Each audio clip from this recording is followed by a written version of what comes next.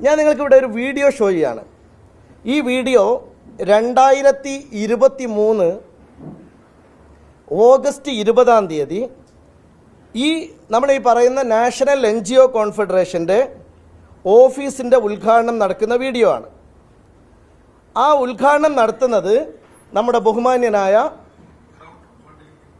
ബഹുമാന്യനായ വിദ്യാഭ്യാസ വകുപ്പ് മന്ത്രി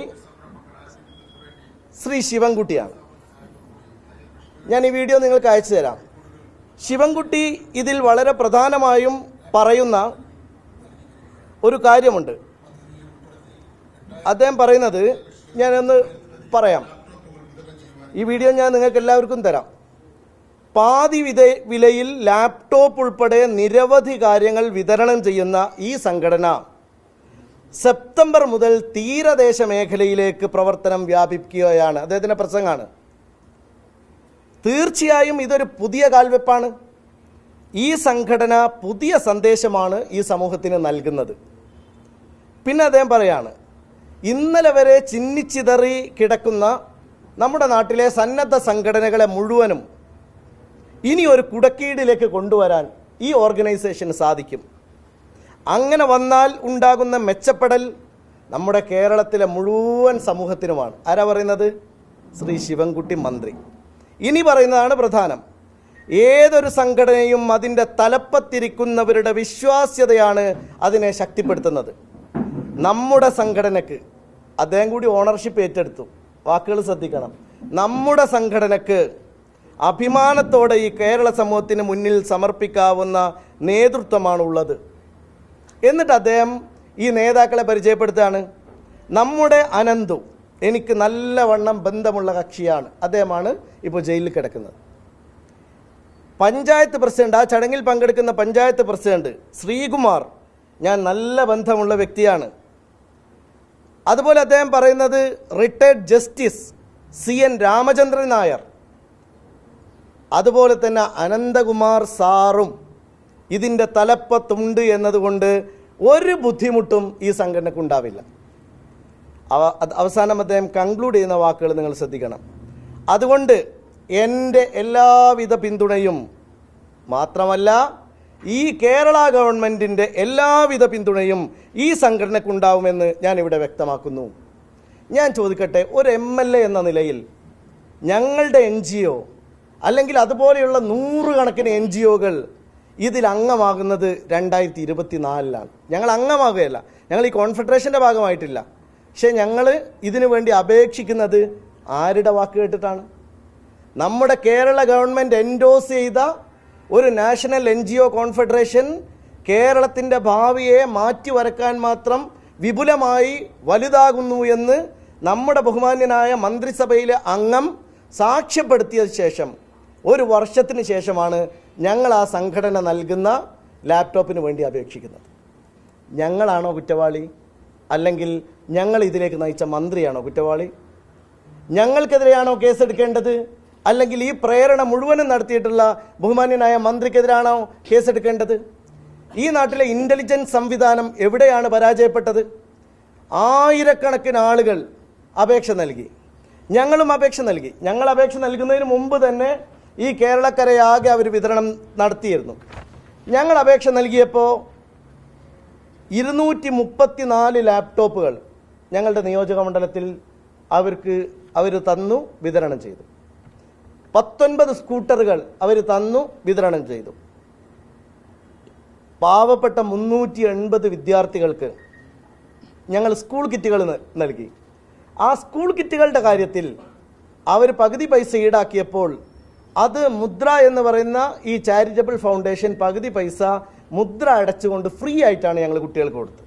ഞങ്ങൾക്ക് എന്ത് സാമ്പത്തിക ഇൻറ്റൻഷനാണ് ഇതിലുള്ളത്? അത് കഴിഞ്ഞ് ജൈവ വളം വന്നു, 182 കർഷകർക്ക് കൊടുത്തു. അതുപോലെ തന്നെ 760 തയ്യൽ മെഷീനുകൾ ഞങ്ങൾ കൊടുത്തു. അതിനൊരു കാരണം കൂടിയുണ്ട്.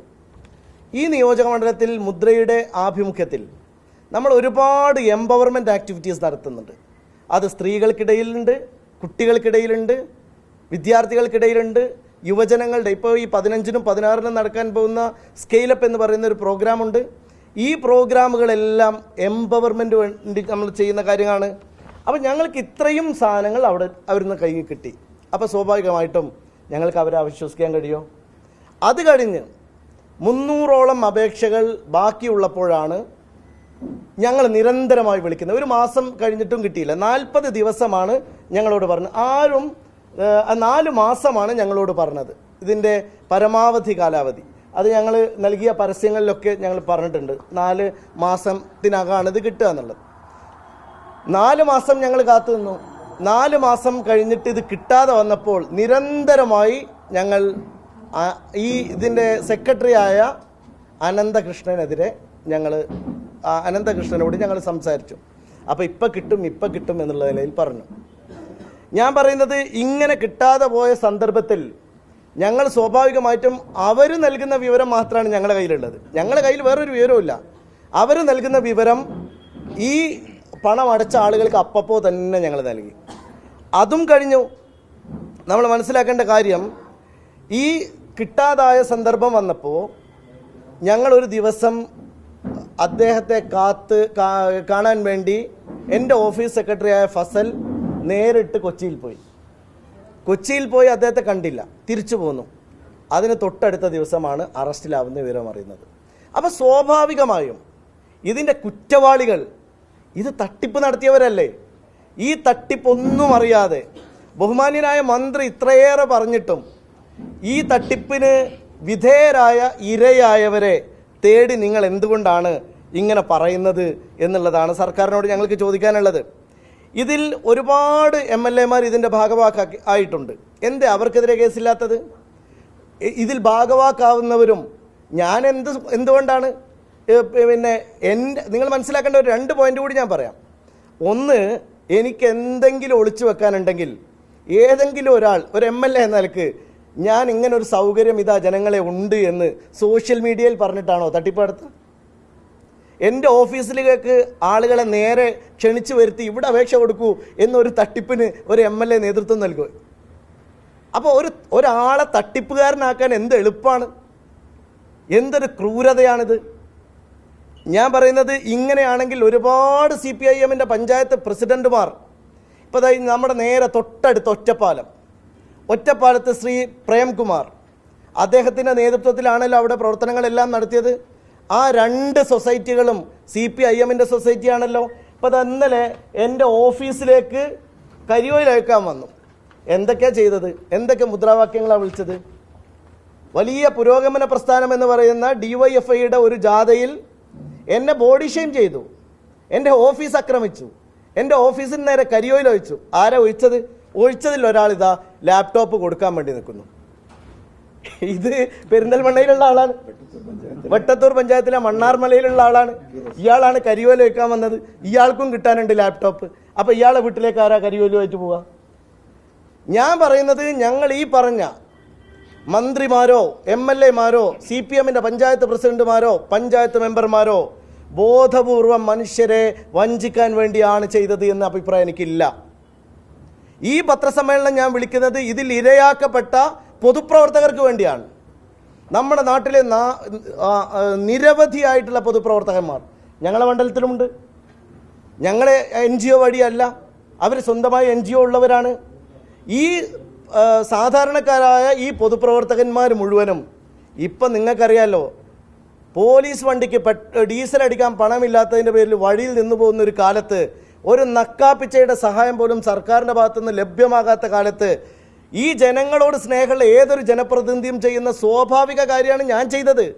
ഈ ജനപ്രതിനിധികളെല്ലാവരും ചെയ്തത്, ഈ സന്നദ്ധ സംഘടനകളെല്ലാവരും ചെയ്തത്, അവർക്കൊരു ഇൻറ്റൻഷനേ ഉള്ളൂ, അവരുടെ നാട്ടിലെ മനുഷ്യന്മാരുടെ കയ്യിലേക്ക് എന്തെങ്കിലും ഒരു സഹായം എത്തിച്ചു കൊടുക്കാൻ നമ്മൾ വഴി കഴിയണം.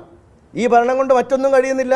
റേഷൻ ഷാപ്പ് പോലും അരിയില്ലാത്ത ഒരു കാലത്ത് ഒരു ലാപ്ടോപ്പ് പകുതി വിലക്ക്. നിങ്ങൾ മനസ്സിലാക്കണം, ഈ ലാപ്ടോപ്പിന് അപേക്ഷിച്ച കുട്ടികളുടെ കാര്യം എങ്ങനത്തെ കുട്ടികളാണെന്നറിയോ? ഇവർ പലരും ഇവൻറ്റുകൾക്ക് ചോറ് വിളമ്പാൻ പോയ കുട്ടികളുടെ പൈസയാണിത്, കണ്ണീരുപ്പുള്ള പൈസയാണ്. എന്നിട്ട് ഈ കോടികൾ മുഴുവനും തട്ടിക്കൊണ്ടുപോയ ആളുകൾ ഇപ്പോഴും എന്തേ ഇതിൻ്റെ ഏറ്റവും പ്രധാനപ്പെട്ട ഭാരവാഹിയായിട്ടുള്ള അനന്തകുമാർ എന്ന സായി കേന്ദ്രത്തിൻ്റെ ചെയർമാൻ അറസ്റ്റ് ചെയ്യപ്പെട്ടിട്ടില്ല? ഒരു അനന്തകൃഷ്ണൻ മാത്രമല്ലല്ലോ, അവരുടെ ഭാരവാഹികൾ ഇപ്പോഴും നിർബാധം തിരുവനന്തപുരത്തൂടെ നടക്കല്ലേ. അവരെന്തിനാണ് മൂക്കിന് താഴെ ഉണ്ടായിട്ട് അവർ അറസ്റ്റ് ചെയ്യപ്പെടാത്തത്? എന്തുകൊണ്ടാണ്? എങ്ങനെയാണ് ഞങ്ങൾ അറസ്റ്റ് ചെയ്യുക?